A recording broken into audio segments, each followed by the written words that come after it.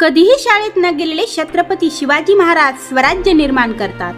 जातीय व्यवस्थेमुळे अपमान सहन करणारे, वर्गाच्या बाहेर बसून शिक्षण घेणारे डॉक्टर बाबासाहेब आंबेडकर भारताची राज्य घटना लिहितात. आईचे प्रेम आणि बापाचे छत्र नसलेले बराक ओबामा अमेरिकेचे राष्ट्राध्यक्ष होतात.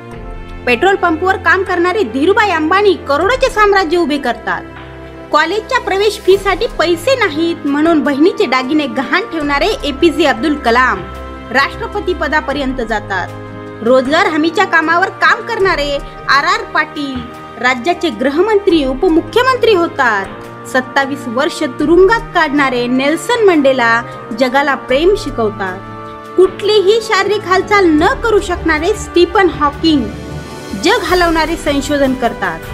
शून्यातून प्रवास करत माणसे कोटे कोटे जाऊन पोहोचतात, काय काय करतात, परंतु मागे राहणारे केवळ कारण शोधत राहतात. देवाच्या नावाने खडे फोडत राहतात. काही जण नशिबाला दोष देतात आणि विविध कारण शोधत असतात.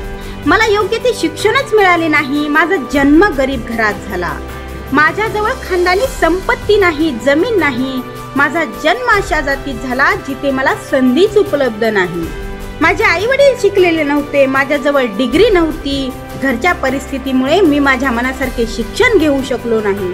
ह्या आणि अशा कित्येक गोष्टी ज्या आपल्याकडे नाही, ज्या आपल्याला मिळू शकल्या नाही, त्यावर चर्चा करत वेळ वाया घालतात. परंतु हा तर मूर्खपणा आहे ना, असं तुम्हाला नाही का वाटत? मित्रांनो, आपण स्वतःच्या आयुष्यात असलेली प्रॉब्लेम्स मोजत बसण्यात आपली बहुमूल्य ऊर्जा आणि बहुमूल्य वेळ खर्च करतो.